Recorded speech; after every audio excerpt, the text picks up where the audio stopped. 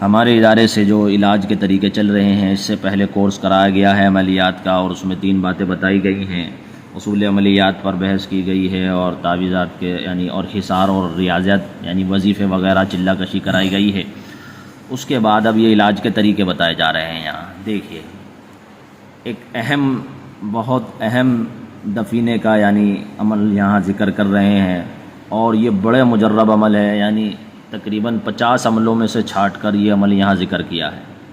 تو یہ بہت ہی اہم ہے، کیونکہ ہمارے شاگرد حضرات ہم سے بار بار کہہ رہے تھے کہ جی دفینے کا کوئی مسئلہ ہو، دفینے کے اوپر کوئی ویڈیو بنا دیے جائے، تو ہم اسی لیے جو ہے دفینے کے جو ہے یہاں عمل ذکر کر رہے ہیں۔ دیکھیے، دفینے کے پتہ لگانے کا طریقہ، مندرجہ تعویذ بنا کر سفید مرغ لیں، یعنی سفید مرغہ۔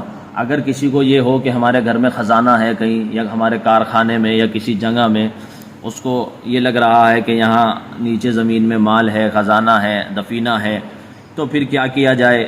دیکھیے، سفید ایک مرغہ لیا جائے کہ سفید مرغ کی گردن میں لٹکائے، یعنی یہ تعویذ لگائے۔ تو سفید مرغہ لینے کے بعد کیا کرے؟ اور مرغہ ایسا لیں جس کے اوپر وہ یعنی اس کا جو سر پہ چونڈا ہوتا ہے، تو وہ اس طرح سے تاج ہو اس کے بنا ہوا، یہ تاج ہو۔ یہ دیکھیے یہاں ذکر کیا گیا ہے، مرغ ایسا ہو جس کا تاج شاخ در شاخ ہو، یہ شاخ در شاخ ہو، اس کے اوپر تاج اس طرح ہو، ایک ہی پلین شاخ نہ ہو، اور سفید مرغ ہو، بالکل سفید ہو، اور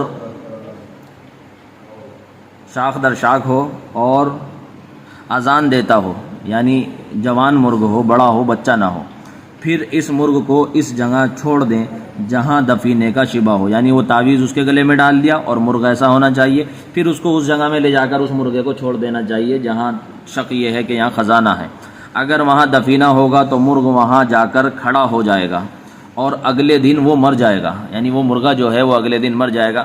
وہاں پہلے کھڑا رہے گا، ٹھہرے گا، بیٹھ جائے گا، تو پھر اس کے بعد کیا ہوگا کہ اگلے دن وہ مرغ مر جائے گا۔ آیت یہ ہے اور نقش یہ ہے۔ دیکھیے آیت ہے، وَإِذْ قَتَلْتُمْ نَفْسًا فَادَّأْرَأْتُمْ فِيهَا وَاللَّهُ مُخْرِجٌ مَا كُنْتُمْ تَكْتُمُونَ فَقُلْنَا اضْرِبُوهُ بِبَعْضِهَا كَذَلِكَ يُحْيِي اللَّهُ الْمَوْتَى وَيُرِيكُمْ آيَاتِهِ لَعَلَّكُمْ تَعْقِلُونَ۔ اور سورہ شعراء کا یہ نقش ہے، یہ دیکھیے نیچے، یہ آیت تو سورہ بقرہ کی ہے، جی ہاں 72 نمبر کی آیت ہے، اور یہ سورہ شعراء جو قرآن کریم کی ایک آیت ہے اس کا نقش ہے۔